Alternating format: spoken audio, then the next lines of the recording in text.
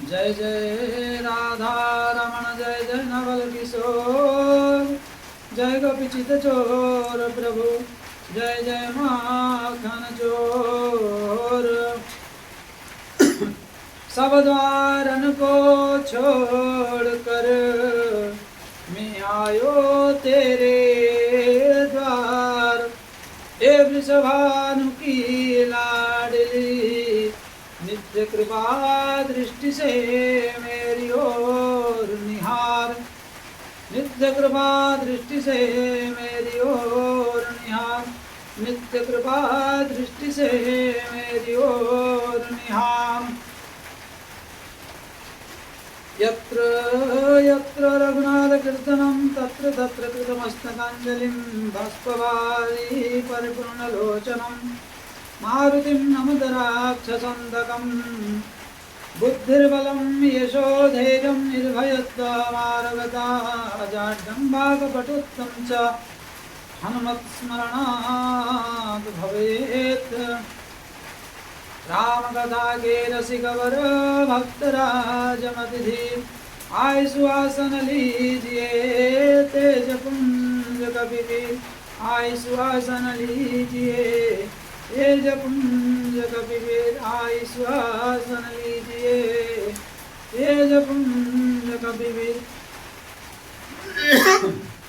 बोले श्यावर रामचंद्र भगवान की जय। राधा रमन सरकार की जय। श्री आलवेली सरकार की जय। सदगुरुदेव भगवान की जय। ग्राम देवी देवता की जय। स्थान देवी देवता की जय। सभी कथा रसवृंद भक्तजन की जय।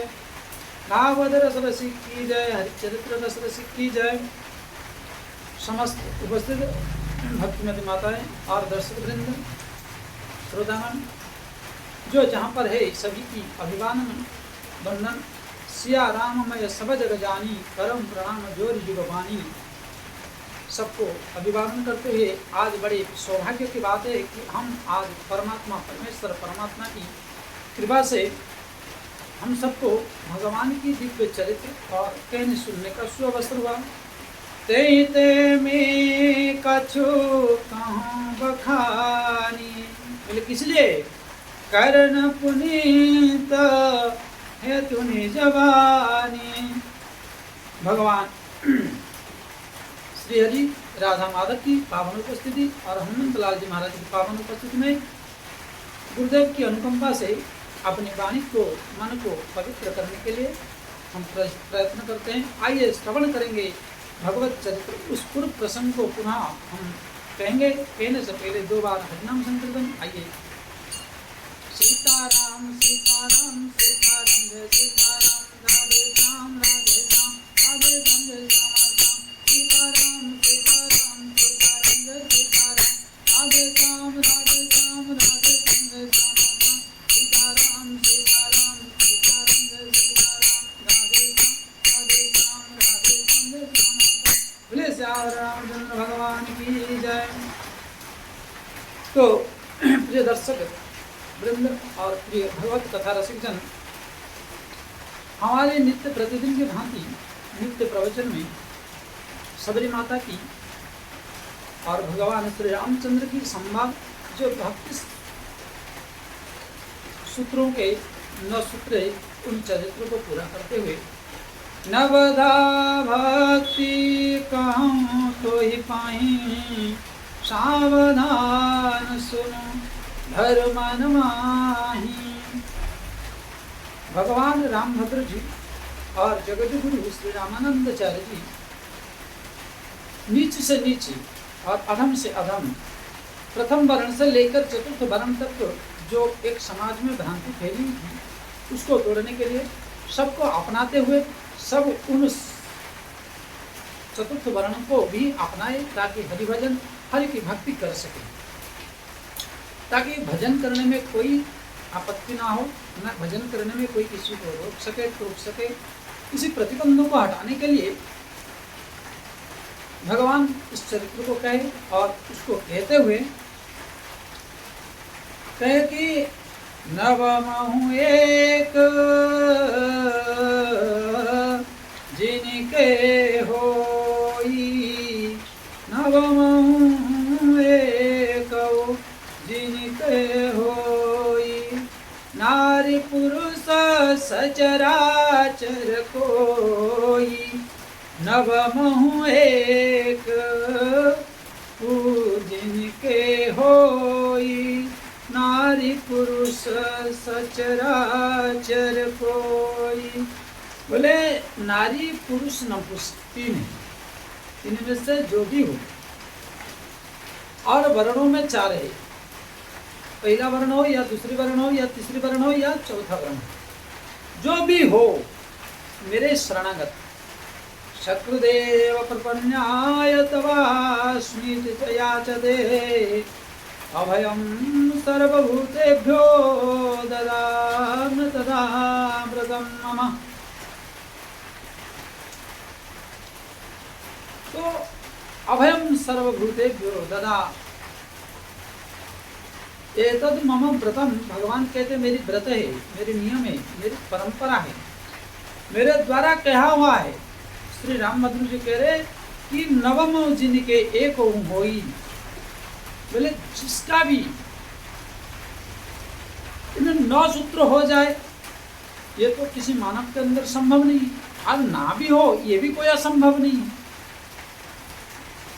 बोले प्रभु इनमें से कोई भी प्राणी 9 में से कोई एक कर ले तो भी हमारी जीवन कृत हो जाएगा और हमारी जीवन सर्वश्रेष्ठ स्थिति को पहुंच जाएगा। तो चतुर्थ वर्ण के रैदास जी महाराज जब काशी में चतुर्थ वर्ण के थे और उनकी माता पिता चर्मकार के स्वरूप मतलब कुल थे, जो चमड़े से जूता बनाते हैं और वैसे कुल से थे।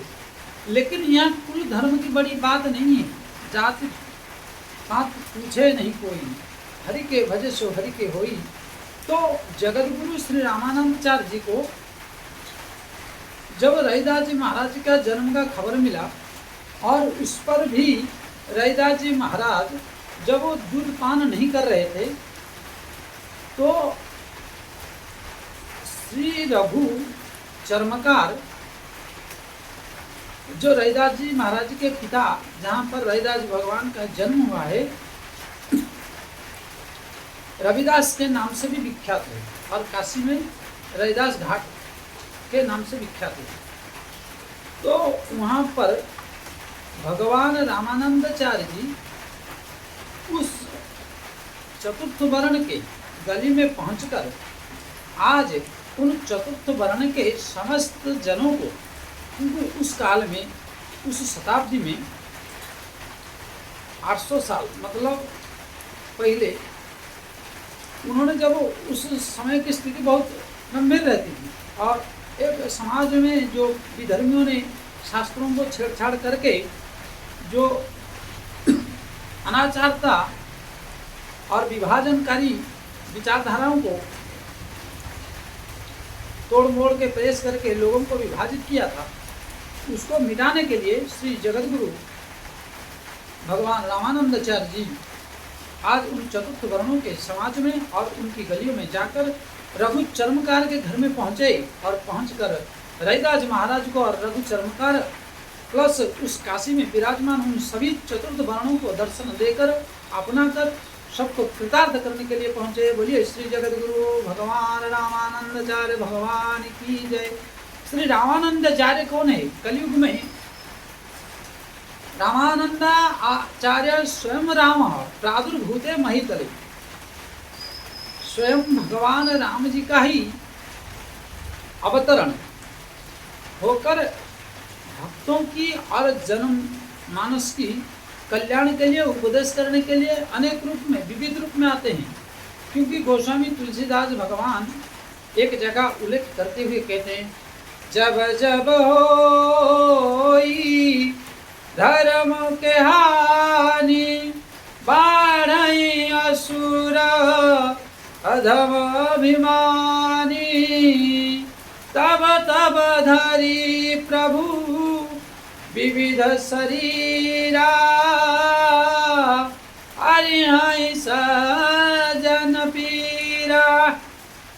जब जब होई धर्म के हानि बाढ़ई असुर अधम अभिमानी तब तब धरी प्रभु विविध शरीरा। तब तब बोले कब कब, बोले जब जब धर्म का ह्रास हो, धर्म की और भक्ति मार्ग की विलुप्तता स्थिति हो, तो भगवान स्वयं राम रामानंद आर्य प्रादुर्भूत महितले। स्वयं राम जी ही जगतगुरु रामानंदाचार्य के वेश में स्वरूप में प्राकट्य हुए और प्राकट्य होकर जन कल्याण और भक्ति की स्थापना, ज्ञान की स्थापना, वैराग्य की स्थापना और वानप्रस्थ धर्म, गृहस्थ धर्म, सन्यासी धर्म, इन सब का स्थापना करने के लिए, लोक कल्याण के लिए जो चतुर्थ वर्ण को विभाजन किया गया, उनको अपनाने के लिए भगवान राम आनंदाचार्य की प्रकट हुआ और चतुर्थ वर्ण के समाज में पहुंचकर जब रविदास जी महाराज को दिखाए रघु चर्मकार जी, और रामानंदाचार्य जी बोले गोद में दो मुझे, अर्थात छुआछूत अगर भाई बहनों मानते तो इतने बड़े महापुरुष और उस समय जगतगुरु पीठ में विराजमान, समाज में विरोध, परंतु जगतगुरु रामानंदाचार्य जी चतुर्थ वर्ण के लोगों को गोद में लिए और भगवान रामचंद्र जी उस चतुर्थ वर्ण के महिला की हाथ से अपनी झूठी बेर खाए। तो यहाँ देखिए इस विषय को अगर मिलाए तो स्वयं रामानंदाचार्य और स्वयं राम यह शब्द सिद्ध हो जाता है और हमें एकत्रित करने के लिए कहा गया है। और वहाँ वेद में भी कहा गया है कि ब्राह्मणो मुखमासित बाहु राजन्यः उरु जद्वैश्य पद्भ्याम कुम शूद्र अजायत। तो हमारी चारंग शूद्रो शब्द आया, परंतु वो बोले नहीं, हमसे भिन्न नहीं है।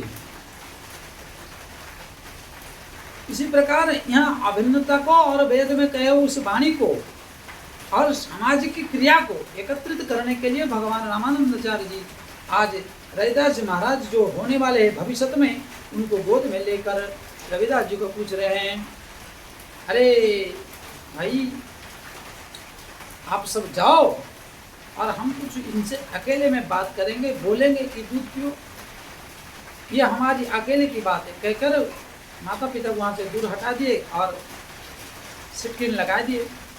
रविदास जी तो बोले क्यों दूध नहीं क्यों पी रहा रविदास? तो बोले प्रभु बिना किए अपराध, अनजान में अपराध हुआ तो मुझे पुनः एक जन्म लेना पड़ा, जो मेरी उस जन्म में, पूर्व जन्म में, क्योंकि इनकी संवाद ये आता है कि 12 शिष्य प्रधान थे श्री जगतगुरु रामानंदाचार्य जी की। उनकी ही एक शिष्य में से एक शिष्य ब्रह्मचारी थे।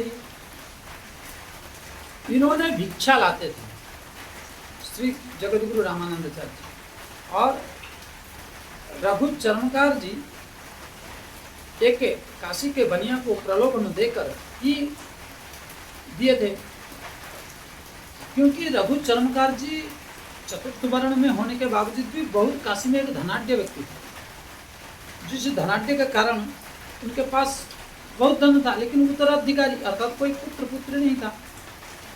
तो कोई एक जानकारी दिया था कि इस समय अगर आपको संतान मिलेगा तो आप अगर श्रीमद् जगतगुरु भगवान रामानंदाचार्य जी की भोग थाली में तुम्हारे अन्न का किसी भी तरह प्रवेश हो जाए तो तुम्हारी कामना पूर्ति हो जाएगी।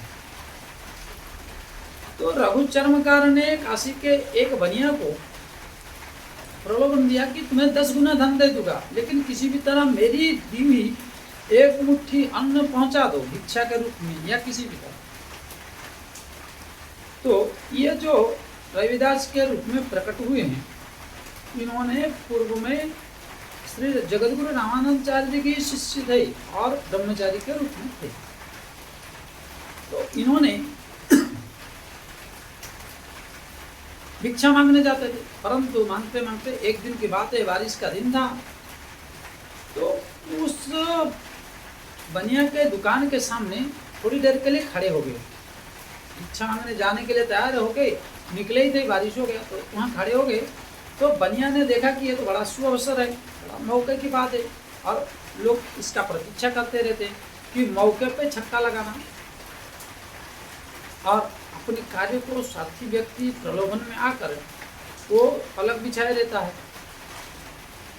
तो बनिया ने उनको बहलाया, और संत ब्रह्मचारी ऐसे भी सीधे साधे होते हैं, क्योंकि संत हृदय नवनीत समाना, इनको किसी भी प्रकार का थोड़ा सा बेला भुजवा तो ये विश्वास करके तुरंत पिघल जाते, जैसे माखन को थोड़ी सी आग लग जाए।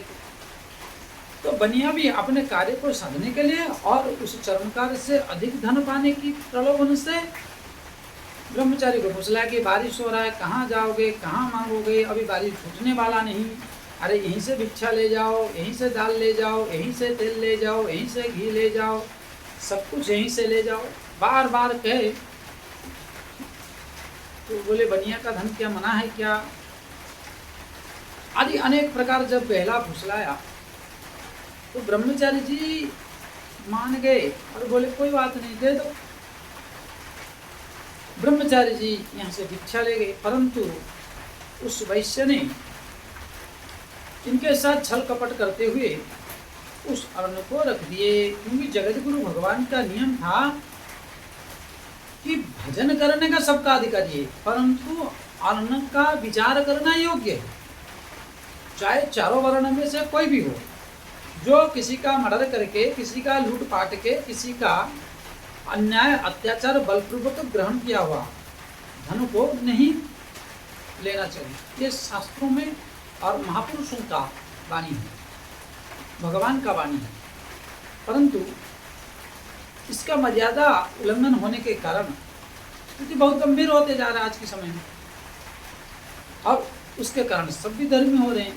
तो इसका मतलब कि अन्न में दोष होता है। मेरा कहने का मतलब कहीं पर भी, चाहे संविधान में हो, चाहे शास्त्र में हो, चाहे संतों की बात हो, चाहे गृहस्थ में बुजुर्गों की बात हो, किसी भी प्रकार से अन्याय अत्याचार से या कमाया गया धन, बलपूर्वक लाया गया धन को आप दान दे के कभी उधार नहीं हो सकते, न उससे कल्याण मिलेगा। क्योंकि कढ़ाई चुरा लिए और सुई का दान दे दिए, बोले वैकुंठ का विमान आ जाए, तो ये तो संभव नहीं है। क्योंकि सुई जो है 1 ग्राम का है और कढ़ाई जो है 2 कुंटल का है, तो आप विमान का प्रतीक्षा करोगे तो क्या भगवान रामभद्र जी आपके लिए पहुंचा देंगे? ये असंभव है। ये केवल आपकी मन को बहलाने के लिए और अगले वाला आपके धन को लूटने के लिए, और वो अपनी कार्य साधित है उसकी दरिद्र मिटाने के लिए, उसकी आपूर्ति के लिए, परंतु कर्म का दंडन दोनों भोगेंगे, दोनों। न क्षयन्ति कर्माणि कल्पकोटि सतेरपि अवश्यमेव भोक्तव्यम कर्म फल शुभाशुभम। इसलिए कर्म फल 100 करोड़ बिक जाने पर भी भगवान जब जब होई धर्म कहानी तब तब धरि प्रभु विविध शरीरा हरे सज्जन पीरा। तो भगवान प्रकट लेकर तब तब उन दुष्टों को दंड देते हैं। इसलिए इस बात को गांठ बांध कर और मन क्रम वचन से फिट करके रखे मेरे भाइयों, मेरे प्रिय भगवत कथा रसिक जन, मेरे हिंदू सनातन धर्म के सभी भाइयों को, और मेरे यूट्यूब चैनल माध्यम से जो देखने वाले प्रियजन हैं, सबसे निवेदन है। तो वो धन चतुर्थ वर्ण के कारण द्वेष नहीं था। अति मिथ्या बोलकर रघुचर्मकार ने चमड़े की व्यवसाय करके उन निरीह पशुओं को मारकर, देखो मरा हुआ पशु का चर्म को बेचना चर्मकार का धर्म है, धन इनकम करना। परंतु एक जीवित पशु को मार कर उसका चर्म को बेचना वो एक अत्याचार है, वो अधर्म है, वो अधर्म पूर्वक वो धन को किया गया। तो ऐसा दूषित धन जहाँ पर हो वो ग्रहण योग्य नहीं है। देखिए पशु दोनों है, एक स्वतः मर जाना और स्वतः मरने के बाद उसका खाल को निकालिए और उसको चर्म को निकाल कर उसका व्यवसाय करना वो आपकी धर्म है। उसको बेचना और उसमें थोड़ा झूठ बोलकर आपकी मुनाफा लेना ये आपकी धर्म है। परंतु अन्यायपूर्वक बलपूर्वक किसी का पशु लेकर या किसी से खरीद कर उसकी जीने की जो अधिकार को, मूल अधिकार को हनन करके उसको मौत के घाट उतार देना, उस जीव की हत्या करना और उससे पैसा अधिक प्रलोभन, उसकी मांस से पैसा कमाकर अपनी शारीरिक सुख सुविधा के लिए, गाड़ी घोड़े के लिए ये व्यवसाय करना तो आपको अंतकाल में दुर्गति देगा। और इसी कर्म से तुम्हारी कुल परिवार, खानदान और समस्त संतान की बुद्धियों को सर्वनाश करके तुम्हारी स्वतः नाश कर देगा। ये वज्र का लिखा हुआ है, कोई आड़ा टेढ़ा नहीं है, ये शास्त्र की, भगवान की वाणी है। तो इसलिए दोनों चर्म का कार्य है, परंतु शास्त्र विधान, लौकिक मत और भगवान की वाणी, बड़ों की विचार, ये कभी मिथ्या नहीं हो सकती। इसलिए प्रिय भाइयों इस प्रकार नहीं करना चाहिए, और करते हो तो कर्मदंड उसी समय आएगा जिस समय तुम्हें कोई नहीं बचा सकता। और उस समय जब तुम्हें दंड मिलेगा तब आपको कोई भी इस धरती से, धरातल से दंड से मुक्त नहीं कर सकता। इसलिए सावधान, इसलिए नवदा भक्ति कहूँ तो पाई, सावधान सुन धर्म मनमाई। तो इसको कहते हुए ब्रह्मचारी जी लेके चले गए और रसोई हुआ श्री जगतगुरु रामानंदाचार्य के भोग प्रसाद में अन्न पहुंच गया और भोग लगाए राम श्री जगतगुरु जी, रामानंदाचार्य जी भगवान। तो नित्य प्रति भोग लगने पर श्री जगतगुरु रामानंदाचार्य भगवान को श्री रामभद्र जी का ग्रहण करने का प्रत्यक्ष दर्शन होता था। जैसे आज भी श्री जगन्नाथपुरी में भगवान की जब भोग लगता है तो जल और तुलसी में लेकर, जब तक जगन्नाथ भगवान का स्वरूप हमें ना दिखे, श्री जगन्नाथ को दर्शन ना कर ले, तब तक भोग ग्रहण नहीं होता। और उनकी सफरी कर सहित ये आज भी उस पंडे को दर्शन होता है जब जब भोग लगता है। 8 बार भोग लगता है, अष्टप्रहर में भोग लगता है, हर 3 घंटे के बाद। तो रामभद्र जी को भी इस तरह आना और जगतगुरु रामानंदाचार्य जी को दर्शन होते थे, जो जिसके कारण आज दर्शन नहीं हुए। तो ब्रह्मचारी जी को बुलाए और पूछने के बाद उन्होंने सारी सच्चाई बता दी कि गुरुजी, बारिश होने के कारण मैंने एक बनिया के दुकान पर खड़ा हो गया, और खड़ा होने के बाद वहाँ वो मुझे अति आग्रह करने के कारण मैंने उससे आज भिक्षा लेकर और आ गया।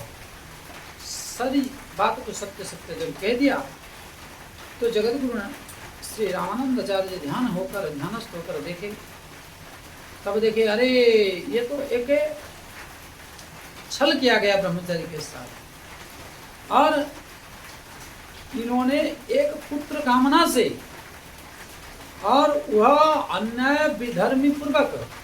अन्यायपूर्वक पशुओं को मार कर, मरे हुए पशु का खाल होता तो उस धन का अगर आता यहाँ तो धर्म माना जाता भी, क्योंकि उस चर्मकार का धर्म है। कसाई का धर्म जैसे मांस काट के बेचना, उसी प्रकार चर्मकार का धर्म भी है। वो मरा हुआ पशु का खाल निकाल के बेचने से वो भी दान धर्म कर सकता है उस पैसा से, परंतु किसी पशु का जबरदस्त मर्डर करके मारकर इनकम करना और उसी से दान धर्म करना अपराध है। तब श्री जगतगुरु रामानंदाचार्य भगवान मौखिक रूप से शिष्य को अभिशाप ना देते हुए मन में विचार करके बड़ा क्रोध आ गया और मन में सोच ले जाओ चर्मकार घर में जन्म लो। तो उस ब्रह्मचारी कुछ दिन बाद उनके शरीर परित्याग हो गया और उसके बाद चर्मकार के घर में जन्म लिया, रघु चर्मकार के घर में, जो आदि श्री जगत गुरु रामानंदाचार्य जी के गोद में है। अर्थात अति नीचो प्राणी, जैसे नीच प्राणी होने पर भी भगवान अपना लेते हैं, तो उसी प्रकार जगत गुरु रामानंदाचार्य जी ये संदेश देना चाहते हैं जगत को कि सभी को मैं अपनाता हूँ, कहकर उन्होंने फिर रविदास जी महाराज को पूछे कि भाई तुम दूध क्यों नहीं पी रहे हो, दूध का सेवन क्यों नहीं कर रहे हो। तो रविदास जी भगवान बोले कि प्रभु आप एक बार मेरे से अनजाने में अपराध हुआ तो मेरा पुनर्जन्म लेना पड़ा मुझे। पुनरपि जन्मम पुनरपि मरणम पुनरपि जननी जठरे शयनम। और जो जननी के गर्भ में आना, जो माता गरम गरम खा ले पी ले और कैसे सो जाए, जो कष्ट, जो दंड, जो अपराध से हमें गर्भ में आना पड़ता है, और उसका परिणाम मुझे भोगना पड़ा। क्योंकि भगवान की भक्ति निरंतर करते रहोगे तो भगवान बार बार मनुष्य जन्म देकर तुम्हारी 100 कोस की मील की, जैसे आपको 10 किलोमीटर चलना था लेकिन आज 1 किलोमीटर चल पाए, परंतु अगले दूसरे दिन 1 किलोमीटर तो माइनस ही होगा, 9 किलोमीटर चलोगे। उसी प्रकार भगवान हर जन्म दे के तुम्हें भगवान के पास पहुंचने तक चलाते रहते हैं, मनुष्य जीवन देते हैं। परंतु जो इस मार्ग में नहीं देते, नहीं चलता, तो 84 लाख योनियों को भ्रमण करने के बाद पुनः मनुष्य जीवन मिलता है। और उस पर भी अगर भगवान का ना हुए, सतुदेव प्रपन्नाय तवा स्मृति च याचते तवा स्मृति च याचते अभयम सर्वभूतेभ्यो ददाम्य तदा व्रतम मम। अगर भगवान को स्वीकारने के तो आपको पुनः आना पड़ेगा। तो यहाँ बोले ठीक है, जो हुआ हुआ, अब तुम दूध सेवन करो। और बोले वैष्णव नहीं है हम, तो वैष्णव दीक्षा देते हुए रविदास जी को रविदास जी नाम से प्रख्यात किए। रविदास से रविदास जी महाराज का नाम प्रख्यात हुआ और इन्होंने गुरु जी को पाकर धन्य हुए, कृतकृत हुए। और भी उस बस्ती में सभी को अपनाकर, सभी को धर्म शिक्षा भक्ति देकर सभी चर्मकारों को शिष्य बनाए श्री जगत गुरु रामानंदाचार्य जी, और सबको कृतार्थ किए, सबको उद्धार की मार्ग, कल्याण की मार्ग बताए, और जो जीवन कल्याण सबका हो। इस तरह करते करते रविदास जी महाराज जी का धीरे धीरे बड़े हुए और इनको 16 साल पहले बाल विवाह हो जाती थी। बाल विवाह करवाए, उनकी माता जी ने करवाया। और ये क्या करते थे, आपका पैसा होने के कारण सभी संतों के पास धन को लेकर चले जाते थे और लेकर किसी का कमंडल, किसी का जूता, किसी का चप्पल खरीदते थे, खरीद के दान करते थे। और माँ डर के मारे कुछ कहता नहीं था, लेकिन पार्टी मतलब आवाज कर लगा दी थी, अरे बेटे ऐसा नहीं करना चाहिए। इनकी धर्म में वृद्धि हो गई और गुरु बन गए। तो एक दिन बाप ने कहा, पकड़ लिया और पकड़ के कहा कि तुम जब इस प्रकार करोगे तो सारे धन लूट जाएंगे। तो रविदास जी महाराज कहे कि भाई ये धन तो मेरे लिए आप उपार्जन कर रहे हैं, जिस धन का धर्म में प्रयोग ना हो उस धन का क्या प्रयोजन है। पिताजी तो क्रोध के मारे इनको घर से निकाल दिए, और जब घर से निकाल दिए रविदास जी महाराज जी भगवान के भरोसे घर से निकल के चले गए। और इनकी विवाह हुई थी, जो पत्नी बड़े अनुकूल थी, पति के पीछे चल पड़े। तो बोले कि तुम तो पियर में जाओ और तुम्हारी मायके में चले जाओ। तो वो बोले कि अब आपकी पानी ग्रहण जब हुआ है तो मैं अब पियर वहाँ कैसे जाऊँ, मेरा दुख सुख जीवन हानि लाभ जस मस जस अपजस पतिदेव आपके साथ है। मेरे माता पिता ने आपको दे दिए, आपको समर्पित कर दिए। तो यह है पतिव्रत धर्म। लेकिन आज जो अनाचार, व्यभिचार और खुदा फांदी और असंतोष, जो ये सारे मूल जड़ है, आज कूदना और फांदना मतलब कोई विवाह की तरह नहीं रह गया, एक मनोरंजन विषय। पहले पत्नी थी, इसलिए पततिम त्रायती थी पत्नी। पतन मार्ग को जो रक्षा करे, पतन मार्ग से जो उद्धार करे, उसको पततिम त्रायती थी पत्नी कहा जाता है। परंतु आज स्वयं उस पत्नी ही पतन रास्ते में पति को ले जाकर खड़ा कर देता है।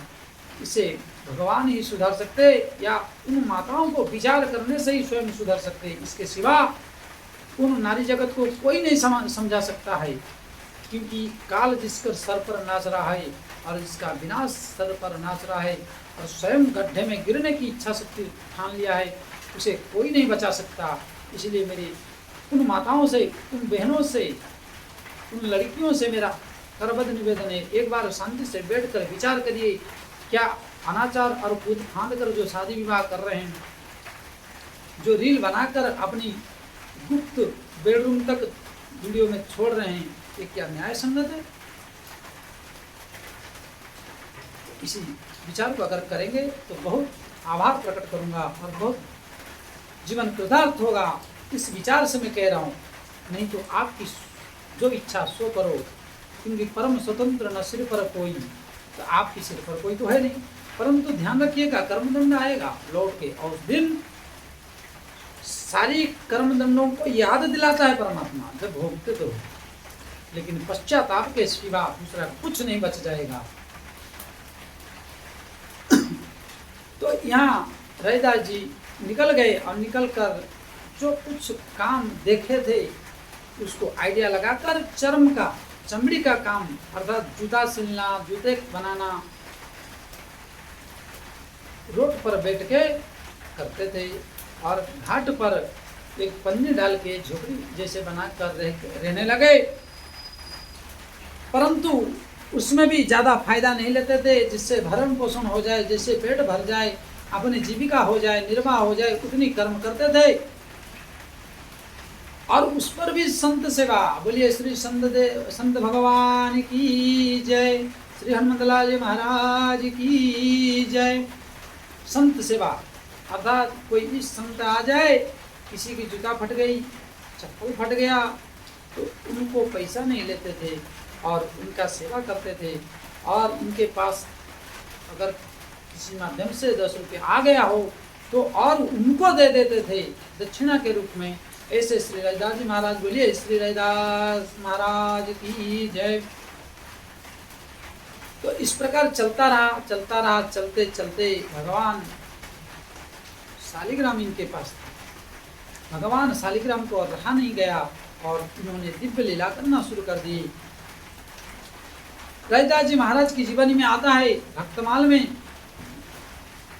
कि रविदास जी महाराज जी के अभाव तो रहता थे, तो ठाकुर जी एक दिन सोना चांदी लेके आ गए और रविदास जी महाराज से जूता बनाने के लिए अपनी बोले और बैठे। जूता बनाया रविदास जी ने, ब्राह्मण का वेश बना के श्री हरिजू श्री ठाकुर स्वयं रामचंद्र भगवान पधार कर इनको कृतार्थ भी किए और रविदास जी से जूता बनवाए और जाते जाते इनको कुछ स्वर्ण दे दिए। तो बोले अरे राम राम राम राम, ये कलयुग में स्वर्ण में कलियुग का वास है, इसको छूना पाप है, अपराध है, इस तरह कहकर मना कर दिए। तब बहुत प्रकार दिए परंतु नहीं दिए, ना लेने के कारण रविदास जी बोले अरे आप तो ऐसे भी ब्राह्मण हैं, तो आपसे क्या पैसा लेना, आप जाइए।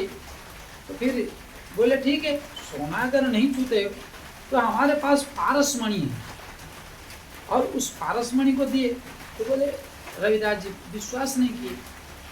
तो फिर उनकी जो चप्पल और जो जूता बनाते समय एक स्टैंड जैसे लोहे का होता है, उसको क्या बोलता है राम जी की इच्छा से हमको याद नहीं आ रहा है वर्तमान। तो उसको पारसमणि से छुला दिए तो वो लोहे का धातु सोना बन गया। अरे राम राम राम राम, इनको विश्वास हो गया। तो बोले अरे ये तो और बड़ा बीमारी है। रविदास जी भगवान बोले कि अरे ये तो और एक बड़ा बीमारी आ गया कि अरे ये रहेगा, धीरे धीरे मैं हर रोज 10, 20, 25, 50 को छुलाऊंगा, सोना हो जाएगा, मेरी बुद्धि विकृत हो जाएगी और मेरी भक्ति नष्ट हो जाएगी, मेरी भजन साधन रुक जाएगा, और जो अभाव के कारण भगवान को बुलाने का जो एक आतुरता है वो खत्म हो जाएगा। इस प्रकार विचार लेते हुए डरने लगे। बोले नहीं नहीं ब्राह्मण देवता, आप इसे पारसमण को ना रखिए, ले जाइए। और आज की होता तो आदमी तो उसका टुकड़ा टुकड़ा करके उसी का छीन लेता, देने तक कहाँ रहता, मना करना तो दूर है। बोले श्री राधा रमण सरकार की जय, श्री रविदास महाराज की जय। तब बहुत प्रकार समझाने के बाद भी नहीं रखे। तो बोला अच्छा ठीक है, मैं तीर्थ यात्रा में जा रहा हूँ। ब्राह्मण देव बोले कि मैं तीर्थ यात्रा में जा रहा हूँ और इसको रख लो, मैं आऊँगा तो लौटा देना। तो भगवान बोले कि रहेगा तो कहीं ना कभी अभाव पड़ेगा तो छुला देगा और इसकी आपूर्ति होता रहेगा। बोले कोई बात नहीं, आपको रखना ही है तो जो हमारी झोपड़ी है उसमें कहीं छप्पर में पहुँच दो, चले जाओ, बाद में देखा जाएगा। रविदास जी महाराज की वाणी सुनकर ब्राह्मण देव ने रविदास जी महाराज के झोपड़ी में जो छप्पर था उसमें खोस दिए और खोस के तीर्थ यात्रा कर लिए। और रविदास जी महाराज जी अपनी मस्ती में आ गए।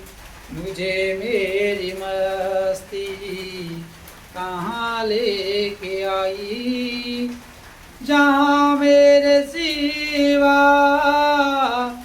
अरे कुछ नहीं। मुझे मेरी मस्ती कहाँ लेके आई, जहाँ मेरे सिवा और कुछ नहीं। बड़े मस्ती से रह रहे और बड़े मस्ती से संतों का सेवा और अपनी भरण पोषण और जन सेवा और जिससे मिल जाता है, जितना मिल जाता है उसे गुजार बसार करते हुए हरिभजन में मस्त हैं, अपनी मस्ती में मस्त हैं और अपनी मस्ती में रहते हुए साधन मदन चल रही है। भगवान का ध्यान कीर्तन अखंड जाप, तो इस मस्ती में डूबे हुए झूमे हुए हैं मेरे रविदास जी महाराज।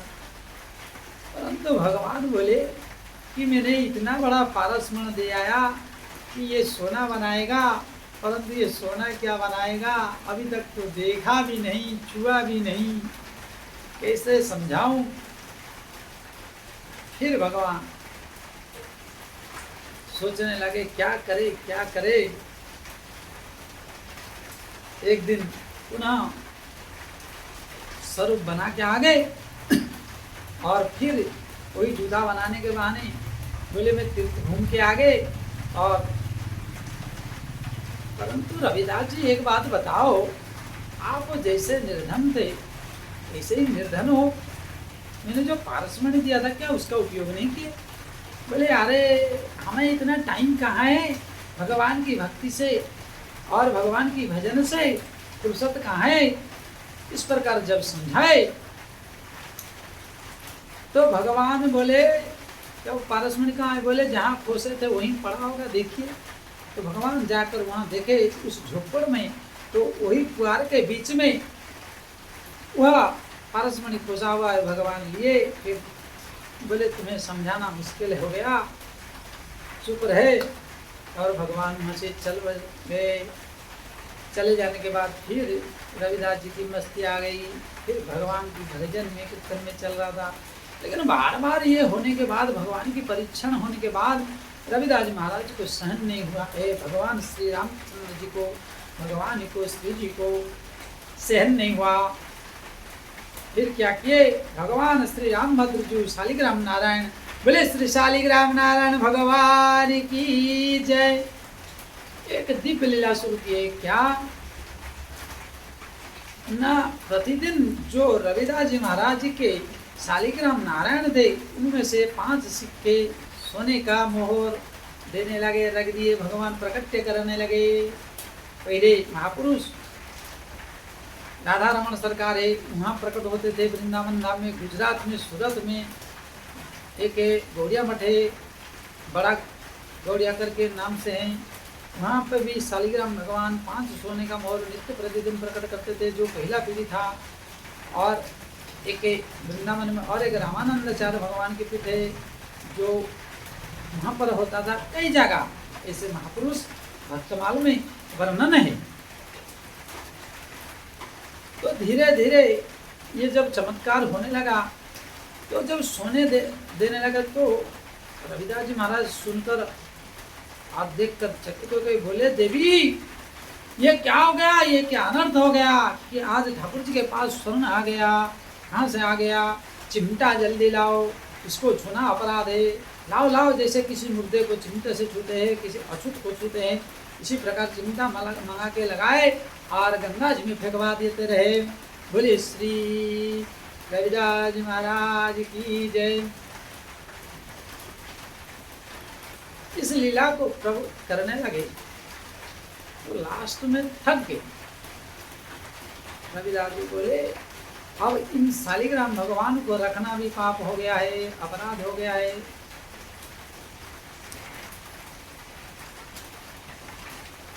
तो इनको उठा के गंगा जी में फेंक देते।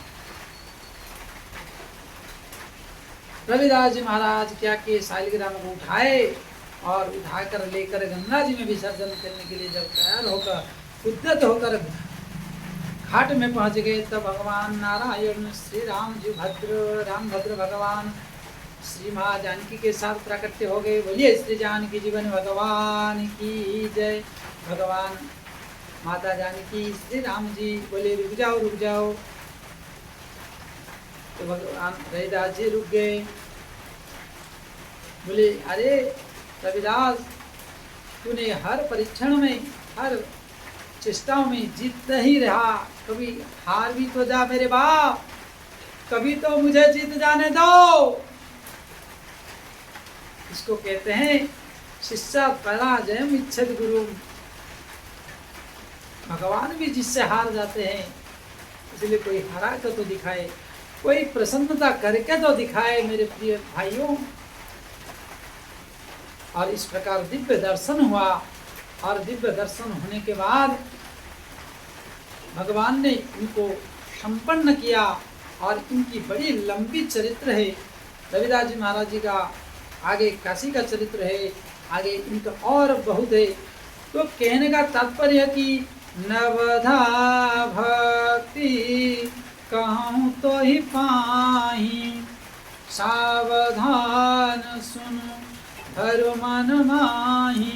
नवधा भक्ति में अगर सावधानी पूर्वक कोई भी एक भक्ति, नव महु जिनी के एक होई, नारी पुरुष सचराचर कोई भी हो अगर धारण करता है, उसको भगवान इस प्रकार दर्शन देते हैं। मेरे जानकीनाथ, मेरे प्रभु सीतारमण रविदास जी को रविदास जी महाराज जी को कृत कर रहे हैं।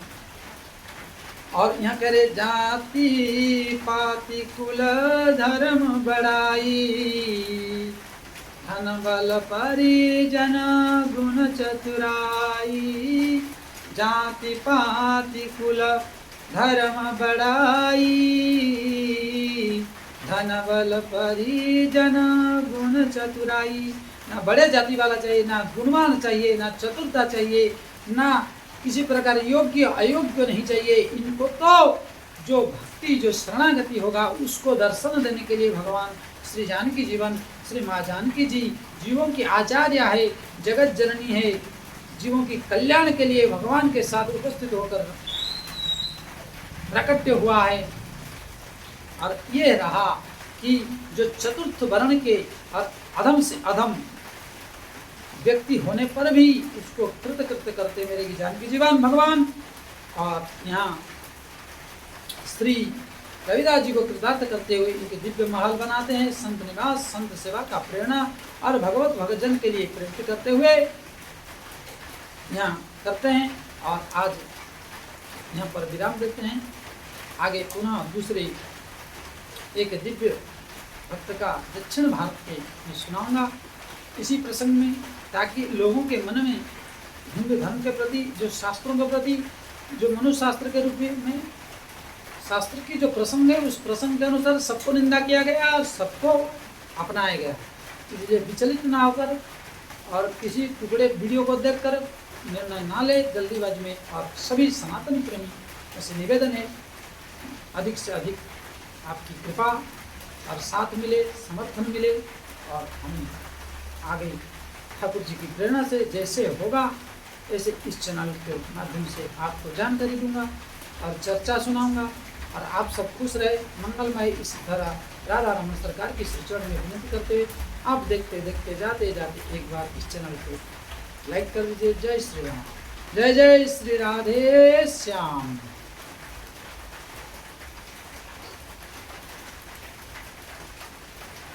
सीताराम सीताराम सीताराम।